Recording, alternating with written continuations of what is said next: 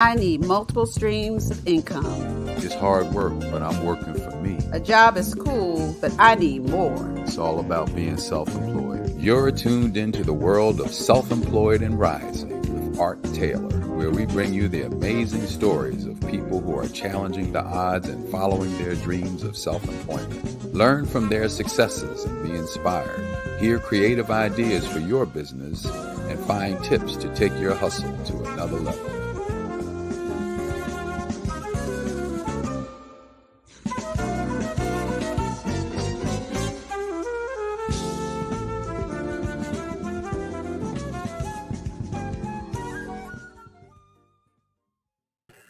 Hello, everyone. Welcome to Self-Employed and Rising. I'm Art Taylor. And today we're going to talk about the music business, but probably not the music business that you or your parents grew up with. We're going to talk about the music business as it is today, one that is filled with opportunities for young, creative people to express their artistry in various forms, and also to combine their art with that of others and different mediums.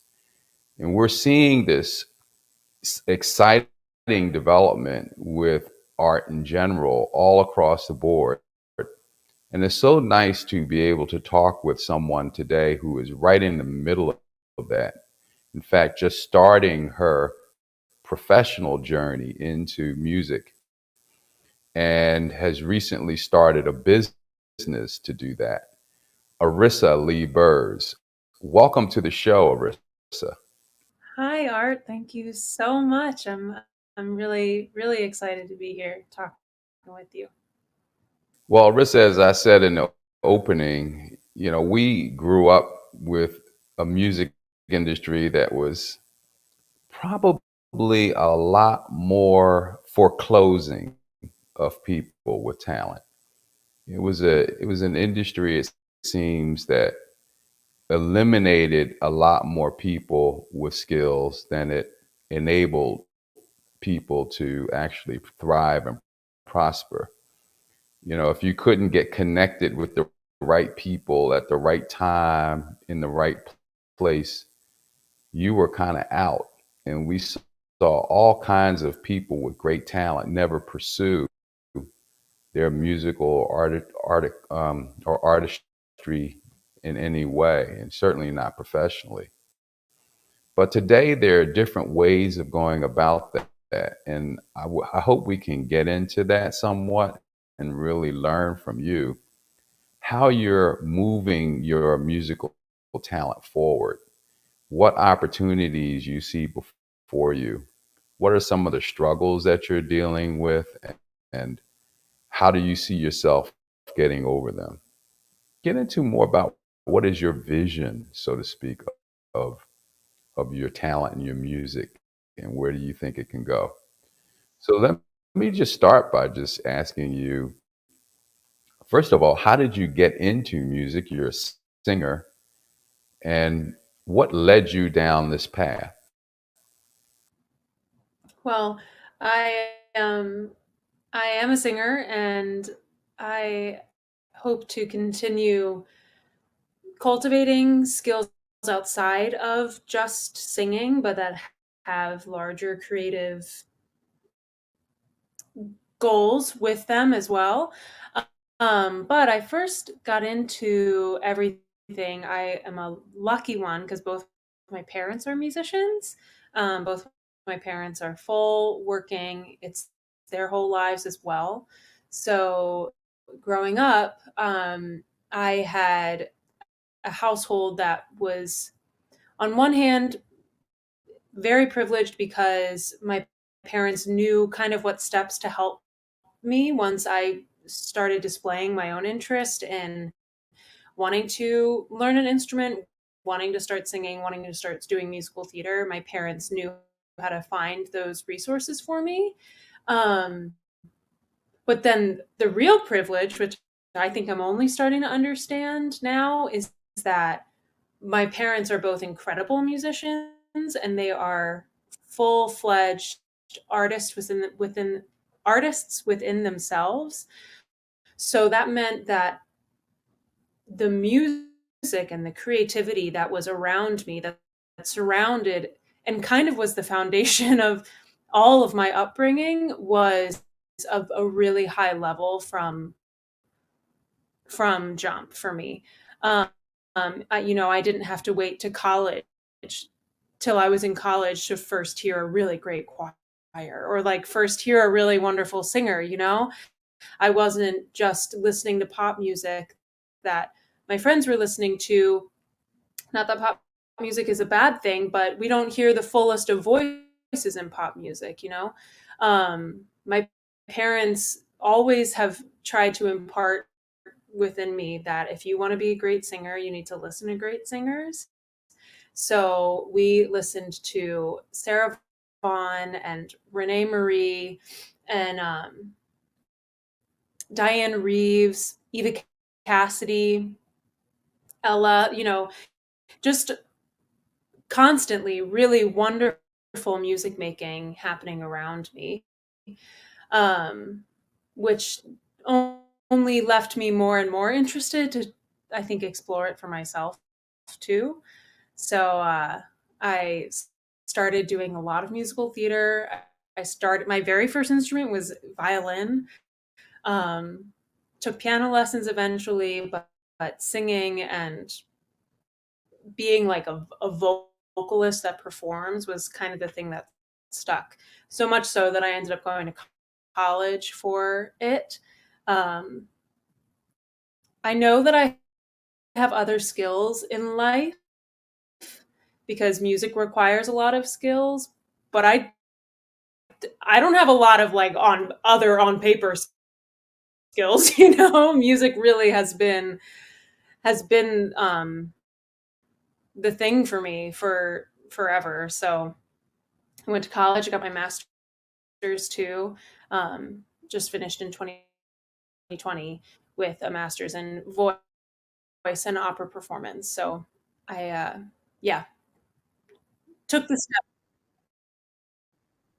So, you're a lucky one in that many artists run across parents who say, "Well, what are you going to do with that?" If you're a dancer, what are you going to do with that? If you're a singer, how are you going to make a living as a singer? If you're a Broadway hopeful, how are you going to get an acting career? Who makes it in Hollywood? You constantly hear the negatives, but yet it looks like you had a pair of parents who encouraged you and who taught you and who positioned you. How fortunate, and you use the word privilege, and I would argue that yes, that was a privilege, but also it was their responsibility as parents to share with you the struggle that they went through to get what they had and maybe help you avoid some of those pitfalls. So yeah, I think that's an important thing. And in any field, we all come with benefits and assets that hopefully our parents gave us, even in some cases where maybe the things we learned were what not to do from some parents and some friends and some people senior to us. But we have these blessings, gifts, however you might describe them, that come from people before us, and it's so good that you acknowledge that. But let me ask you, so you graduated, and so what was your thought process coming out of college? What was your what did you plan to do, as many might ask, with your music degree, with your singing skill? Yeah. See, I think this is probably why, and this is the moment in my life that we probably could connect on art, because I when I got to my undergraduate degree, I quickly understood that I didn't have the same interest in traditional classical music as a lot of my other peers did. I was also lucky in that I found a small friend group that I think we all were black sheep in that way, and we're able to then encourage each other. But yeah, so leaving my undergrad, I was a little bit confused as to like, well, there is this one very specific path that I've been taught that all of my peers and the people and the other classical singers of my generation understand is these are the steps that you take to then go and be a singer. And that version of singing is having a full opera career, singing at the biggest opera houses. And you do so by you go and get a master's at the best school that you can go to. And then you do these things called young artist programs. And it is a very, very narrow pathway that I understood then that I both had no interest in. And I shouldn't say no, I had almost no interest in. And I also couldn't see myself being one of the few that was going to be successful doing it. So the only thing I could think to do, though, was continue learning about how I want to make music and how I can work with my voice. So I did go and get a master's degree, which was a really important time for me because I then got to understand, okay, I have all of these musical ideas that I really want to look at that aren't just operatic or classical singing, but I can also bring those ideas into classical singing, and I can bring the vocal technique that I've learned in classical singing and bring that to more popular styles and sing jazz really healthily and things. So going and studying some more, I was able to kind of overlap my interests and my knowledge, I guess.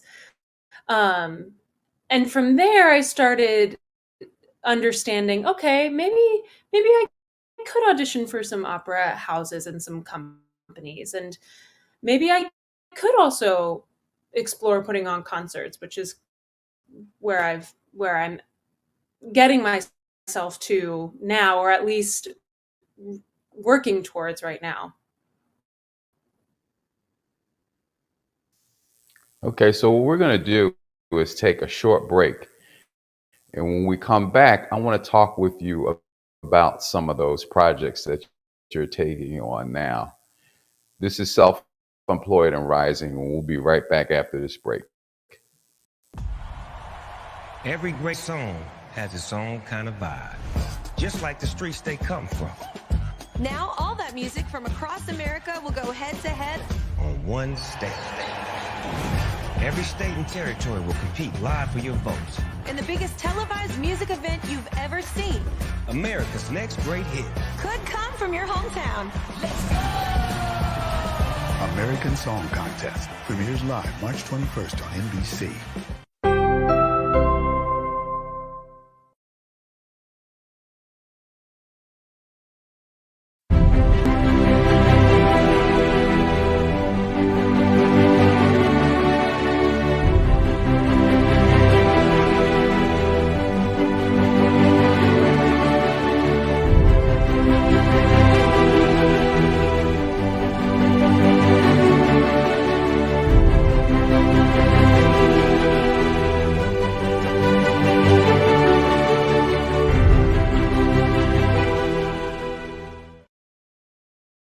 I'm Charles Meriday, and I'm in the restaurant business. In my 20 years as a chef and restaurant owner, I've been able to work and eat in some of the great kitchens around the globe. There's a whole side of the restaurant that most people will never get to see. So now, I want to take you to the back of the house, into kitchens of some of the best chefs in the world. Along the way, I'll share some of my own tips and recipes so you can cook like a pro too. So join me in the back of the house for a whole new perspective on cooking and food. Order in. Roger.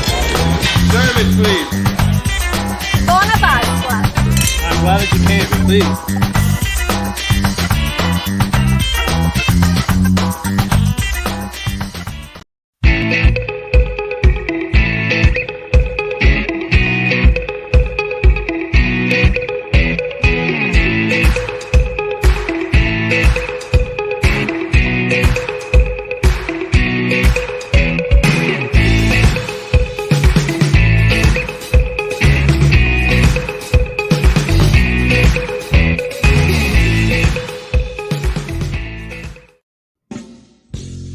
I'm setting an example for my kids. I got me a side hustle. I have more control of my destiny. I need multiple streams of income. It's hard work, but I'm working for me. A job is cool, but I need more. It's all about being self-employed. You're tuned into the world of Self-Employed and Rising with Art Taylor, where we bring you the amazing stories of people who are challenging the odds and following their dreams of self-employment. Learn from their successes and be inspired.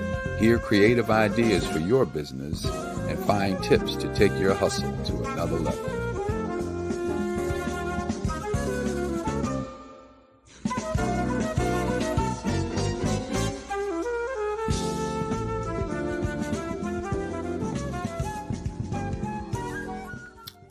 Hello, everyone. Welcome back to our show, Self-Employed and Rising. And I'm speaking with my special guest, Arissa Lee Burrs, who is making music in her own way. And what we want to do is talk more with Arissa about some of the projects that she's taken on. So tell us, Arissa, about one in particular. Tell me about your project, Identify. What are some of the elements of it? And I also want to know, and we'll get into, what is some of the business behind it? How did you produce it? So Identify is a concert experience that I have been building for a couple years now. It was first born out of when I was in a master's program and I was supposed to put on a master's recital. I already then was not angry, fed up, but I was kind of tired around the fact that the recital opportunities that are brought to you in academia, you really are just asked to kind of fulfill a couple boxes, sing in these languages, sing from these time periods. And I was always baffled and a bit disinterested by the idea of performing for arbitrary reasons like that instead of asking a question about why is it that we need to be singing right now? Why is it that I need to share in this time with anybody that's coming to this concert? So I tried to really look at that for myself, and I tried to then say, well, what is something that I need to talk about? What is something that I need to use music to talk about? And the large topic of identity is what came up first for me. And it got me really thinking about how we are starting to see more and more spaces in life that help us feel both supported and maybe challenged in our different portions of ourselves. But why not make another one? Why not work to create another pretty safe space that we get to use also a generally safe medium, which is creation, which is music and the arts and making of some kind, to broach those conversations about ourselves with one another. So I have built this concert called Identify that at the moment, it lives as a work of Arissa, where Arissa uses music of all different genres and art making, visual arts, other kinds of creation, again, of all different genres to try and share myself. It's formed through looking at what I keep coming back to are the pillars of ourselves.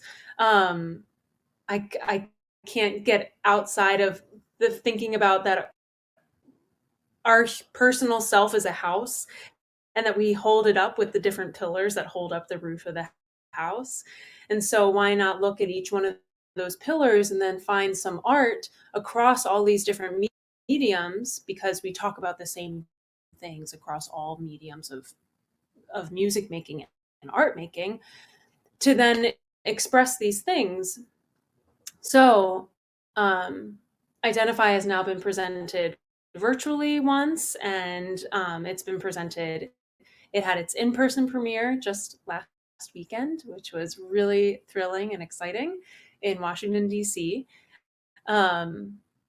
Yeah, I feel very dedicated to looking across, not even across, but looking outside of musical genre and artistic genre to just ask the question of self and ask the question of what is the art that makes me feel empowered or challenged in these different parts of myself. So it means that the concert has a whole set looking at my gender identity, looking at womanhood through the lens of the female pop artists that mean a lot to me today, as well as having a female visual artist that inspires me on the daily happening behind the band and I, all the way to looking at a set of partnerships, looking at how our romantic partners have shape our humans and shape our lives. And so we looked at a set of Debussy pieces that look at this character of Billie Teese as she goes on a journey through relationship. So yeah, I Identify is the thing in life that I am the most both interested and proud of so far. Well, I gotta tell you, I'm just the whole thing just kind of seems daunting to me. I mean, I had the great honor of being at the premiere to see it live, and the pieces that you had to pull together to make this happen seemed daunting to me. I mean, you had to have obviously great musicians who could play music of different genres. You also had to have a venue. Let's just start with that. You know, you had to find a place to do this in Washington, D.C., where you decided to premiere it. You had to then fill the seats, which is also not easy to do. You had to make sure that the visual arts aspect of it was running properly. There just seemed to be an overwhelming amount of pieces that had to come together in order for you to do this. And I guess what I'm curious about is where did you acquire this talent, this skill set to be able to manage such an enterprise like this? So, okay, where did I acquire the skill set? I wish I had a specific answer, and I'm not sure that I do, but my broad answer is that the idea of the curation of all those different ideas that you were just speaking about, the act of doing that is an important piece of my own art making. So it is also something that I've been interested in a long time, been interested in for a long time.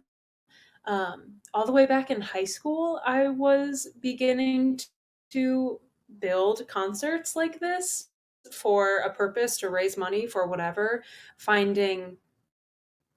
not whatever, the causes were always very important, but finding my friends that were wonderful singers and that were also interested in singing this song or that song and bringing them together and finding the right pianist. I have been dipping my toe into that for a while.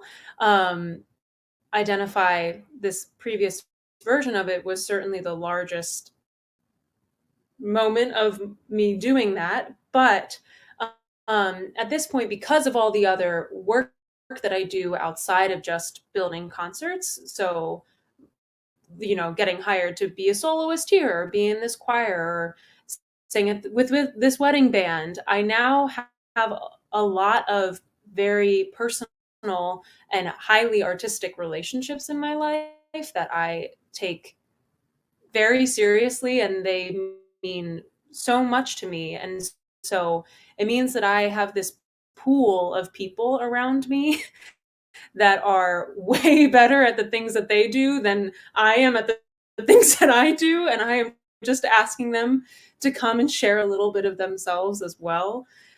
And when there is high levels of music making happening, as well as people that are interested in the topic, then you almost can't really go wrong. Then stuff tends to just iron itself out. So the venue came about because I applied. Identify was a part of a festival at the Atlas Performing Arts Center in Washington, D.C. They do this wonderful festival called Intersections every year. So they provide a lot of things, such as just being in the space, having a Friday night venue to do a show. They provide a sound and a lighting board engineer, bits of production that I'm just starting to learn about. And I'm very grateful to have had this experience to then be able to say, okay, now I know what it's like to be in conversation about lighting, or to be in conversation about sound and what levels need to happen. Not to mention then also working with a marketing team. And I have a very close friend in my life that does all of the marketing for ALB Produces so far, which is the company that does these things. She is a designer, so she designs everything. And then we just kind of explore the next steps. Personal relationship, I think, is starting to show itself to me as being a really highly important thing to making any of this work, in terms of having the artist to make the art with you, and having the people that want to then come and see it and share in it as well. I try and honor as best I can all of the family and friends that want to be. Well, I can definitely see the collaborations. I mean, it's really obvious that the people who are performing with you know you and love you, and they want to make sure that they're there for you in every sense of being there, which is, I guess, why everything came off so well, last week. And I want to congratulate you for that. So we're going to take another quick break. And when we come back this time, I want to get into the company that you've created and talk a bit about the vision that you have for it. We'll be right back after this break.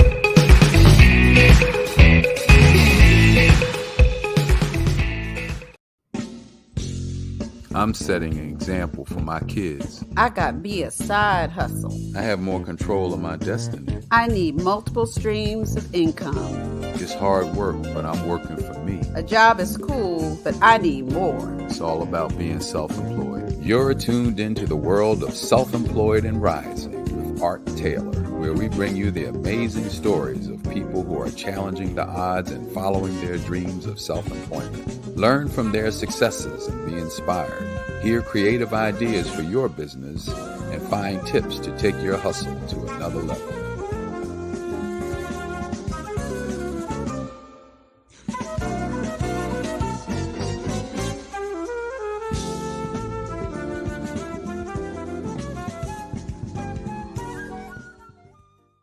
Hello, everyone. Welcome back to the show, Self-Employed and Rising. I'm Art Taylor, and I'm here with Arissa Lee Burrs, who is a singer and musical producer.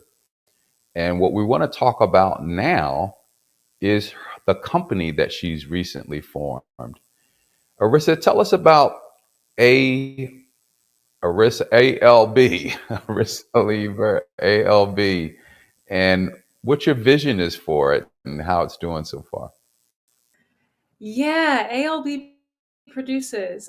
I wanted to have one space. So as I've been saying, I'm so interested in curating artistic experiences like Identify and like other larger ideas.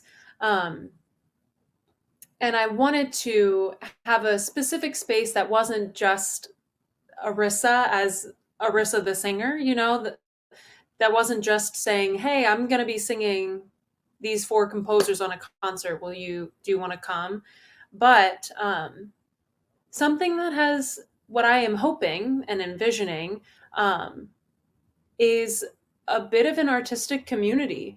And I think a symbiotic one at that. So artists that want to also use their art to ask larger questions and foster conversations around the things that they feel like they need to talk about in life and can't really do it any other way other than through music and art, as well as audience members that, and the word audience still even feels too distant. I need to find a better term because I see those folks that have an open heart and an open mind and want to engage with others through creativity as well, as much more than just being an audience or just being a listener, but an active engagement in themselves. Well, I have this mind that is kind of linear, but, so one thing sort of proceeds after the next. And I have to always appreciate that artists don't necessarily think in a linear fashion. Music, for instance, can flow in a linear way, right? It just notes the next note, the next note, the next paragraph, the next measure, the next page, and so forth. But how you bring it together is not necessarily linear. It's more relational, right? How music sort of comes together. You hear something, you see something, you talk to someone, you read something, and all of these things are happening simultaneously almost. And an artist is able to pull from each and ultimately create something. What you seem to be adding to that complexity is that you're not going to be performing necessarily with the same people. You're not an orchestra that has a set group of performers. You're not a band even that has a set group of performers. What you are is Arissa Lee Burrs, music maker and producer. And it seems that you will be creating experiences that bring people in that also will allow different performers and artists to engage in different ways as well. Maybe each time you produce something, is that what I'm hearing? And if so, how do you make that work from a business standpoint? How does this work? And maybe you're still experimenting with that, you know, maybe you're still experimenting with that, but it's a fascinating concept. And I think it's also one that perhaps will keep your quote, and I don't want to use the phrase audiences work together before the show. We'll come up with a term to use. It will keep people engaged. It'll keep people interested. It'll keep people thinking, well, what is she going to do next? You know, I don't know what your thoughts are about that, but I think that there is a practical, which it's never my intention to be sneaky by any means. So I'm just going to share this thing that has gone through my head. I don't know if it's true or not. But I think that there is a practical upside to engaging as many different, particularly musicians and artists, as one being or one company can, which is simply that the more people that I go to and say, I have this idea, I want to share it with somebody, would you like to maybe do that with me? And really genuinely sharing myself with them as I'm asking them to come and do the same thing, that gives people a bit of ownership in the project then as well. And the more people that feel ownership over a project, that's the more people that they also then want to, with pride, invite and bring into the experience as well. So I think that is one very practical reasoning too for trying to work with different people from one project to the next. It is literally a way to expand an audience, I think.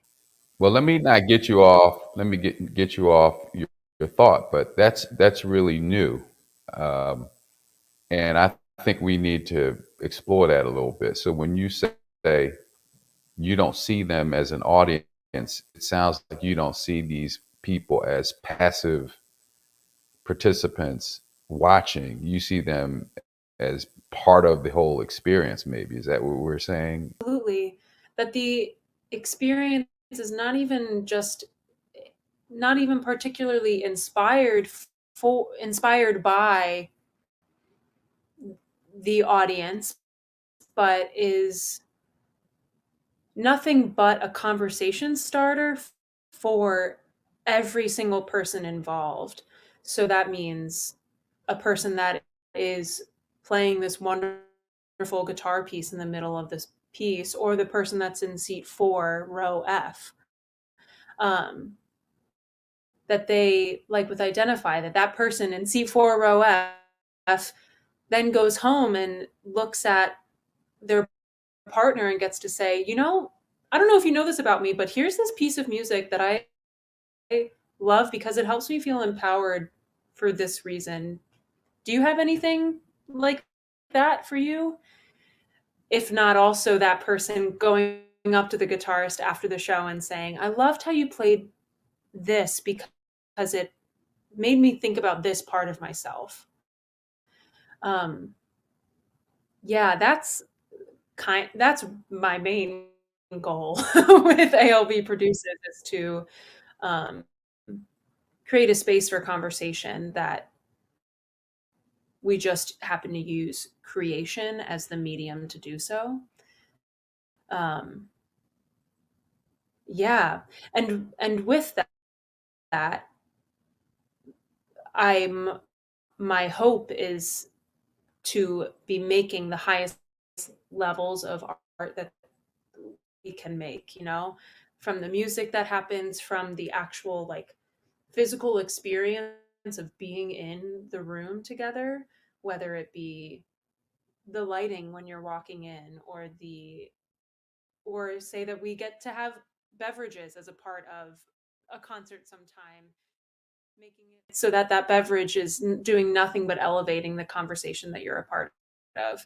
Well, I'll tell you, it's very much in alignment with the distributed nature of the world today. You know, a top-down and heavy structure-laden project or enterprise is less likely to be successful in today's world than one that is more flexible and fluid and collaborative in its creation and in its operation. And the reason for that is a lot of what you say. There's talent abound. And if we're going to be innovative, wouldn't it be great to be able to take advantage of the thoughts and abilities and assets that each and every person bring to the table, while at the same time sharing your assets? And you develop in that way a certain affinity for the success of the product and so forth. And so this is very much in line with how business is being done today. So I think you're definitely onto something. And we're not in, 1960 anymore, where, you had to get a band together and someone had to prove that they loved that band and you needed to get a contract. And today there are many more ways of making music. I want to talk about that when we come back to the different ways in which you can make money in the music industry today, or in the arts industry for that matter. And you're right at the forefront, I think, of this new wave. We'll be right back after this. Are you a jazz lover? If so, have we got something special for you? Presenting Tracy Hamlin's Sweet Jazz Concerts. The first concert of 2022 is Sunday, May 1st, with saxophonist Paula Atherton and the songstress herself, Tracy Hamlin, at the River Creek Country Club in Leesburg, Virginia. Sunday, May 1st at 4 p.m. For more information and tickets, visit www.sweetjazzconcerts.com. Sponsored by the Bank of Clark.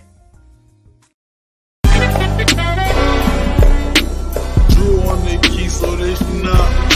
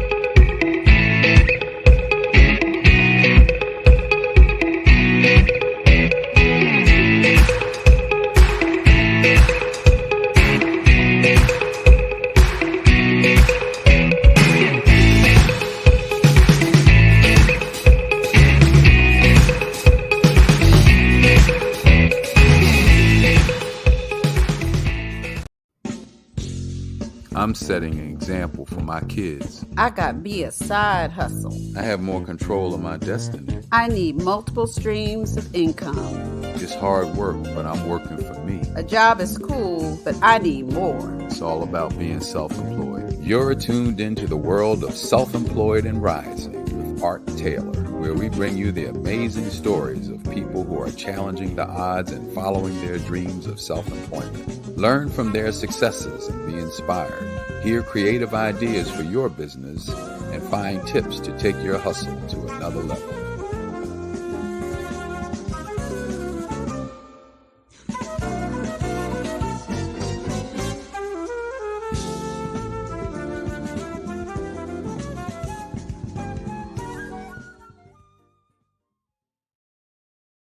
Hey everyone, this is the final segment of our show today, and I've been having this wonderful conversation, as you've heard, with Arissa Lee Burrs.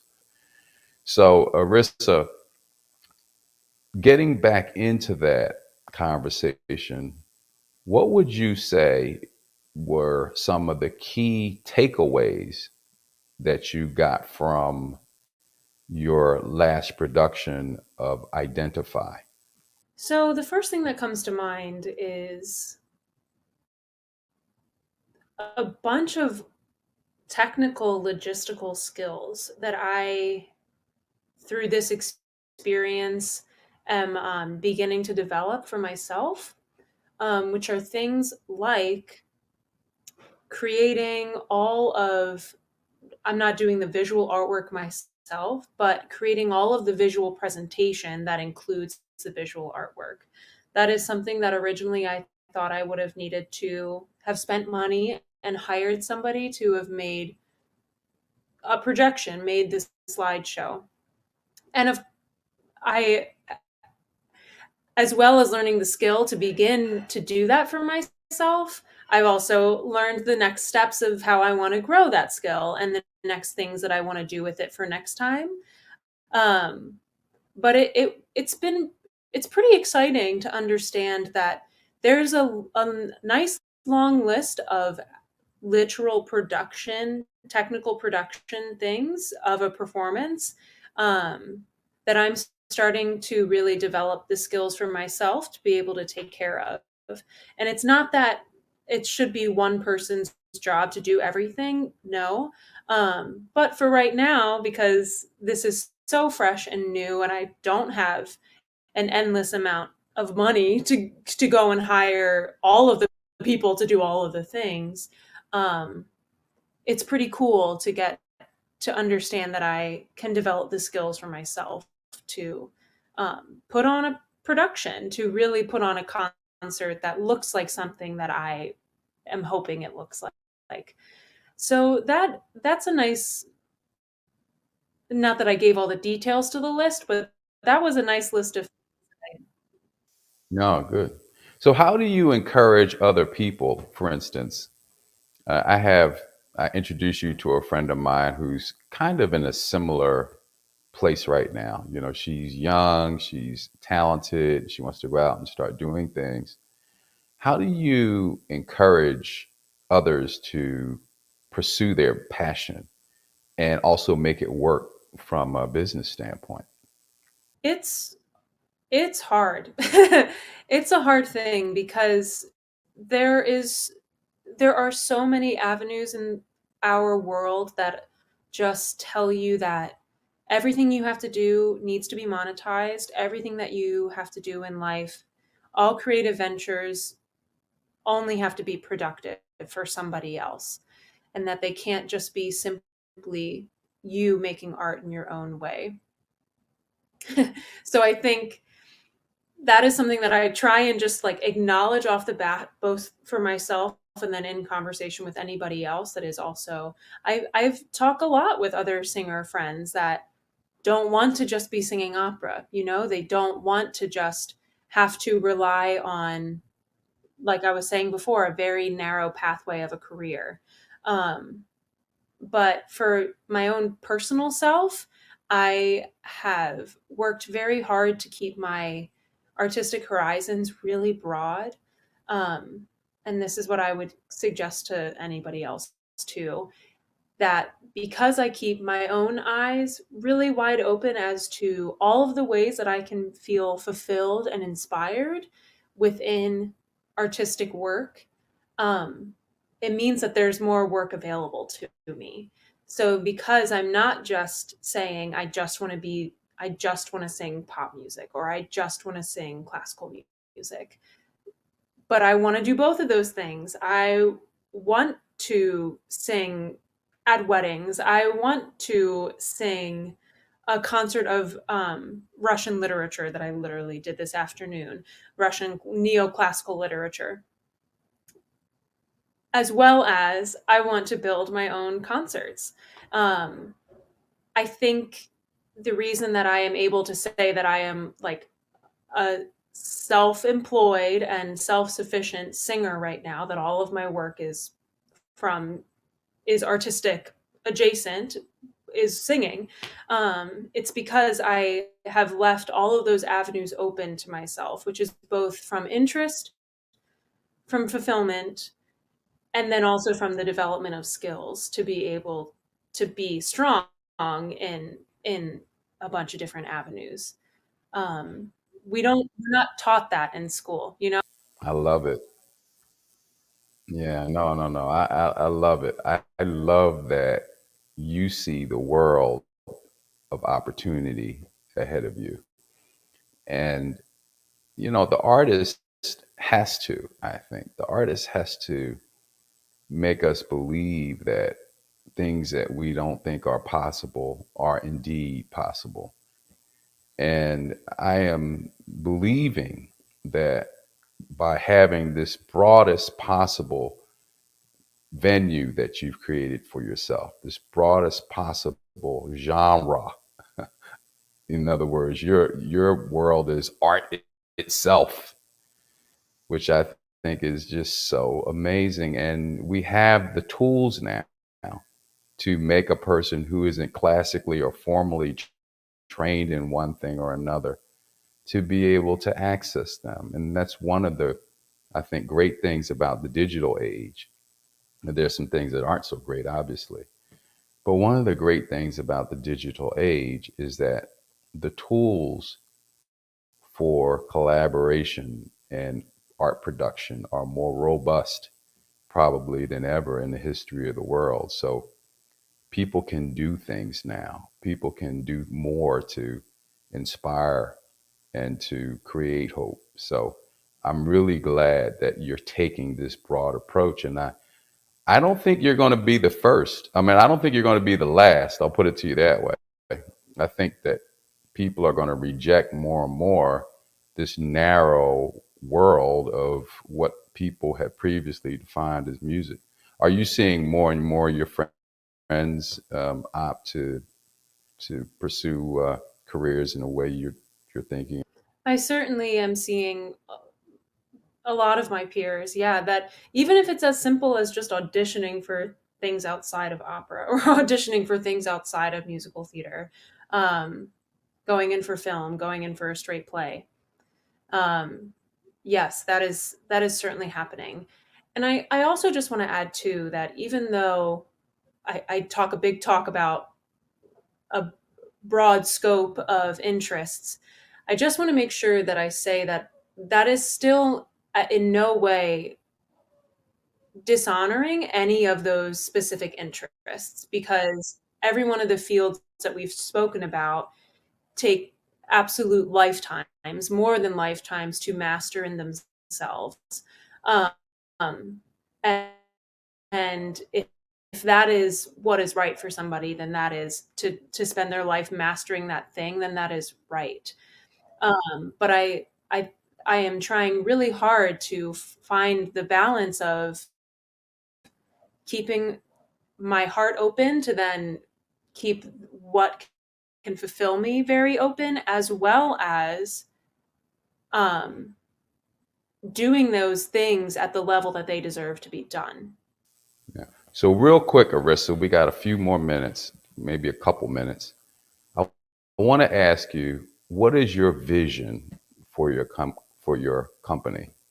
Where do you see it going? And I'm just going to say 10 years from now. What are we going to be coming back here talking about? I think we will be coming back and talking about concerts that don't just happen in one area of the country or the world, I think we will be talking about ALB produces putting on productions that are not just centered on Arissa singing. I certainly hope that that is something that we're talking about, that it is ALB producing the ideas that might really mean something to me, but more importantly mean something to our community, and then finding the best artists to speak about those things and to sing on those things, even if it's not literally singing, but metaphorically sing on those things. And I hope and plan for us to be speaking about a word that I've used a million times already, but that we're speaking about a community that is built on the basis of art making through, around, for, and with one another. That's wonderful. Well, we're going to end it right on that. Arissa, thank you so much for joining me on this edition of Self-Employed and Rising. And I just want to wish you all success in what you're doing. I think it's wonderful. And we will have you back here, and it won't be 10 years just to check in and see how you're doing. And to all of our viewers, thank you for watching, and we'll see you back here next Thursday with another show. I'm setting an example for my kids. I got me a side hustle. I have more control of my destiny. I need multiple streams of income. It's hard work, but I'm working for me. A job is cool, but I need more. It's all about being self-employed. You're tuned into the world of Self-Employed and Rising with Art Taylor, where we bring you the amazing stories of people who are challenging the odds and following their dreams of self-employment. Learn from their successes and be inspired. Hear creative ideas for your business and find tips to take your hustle to another level.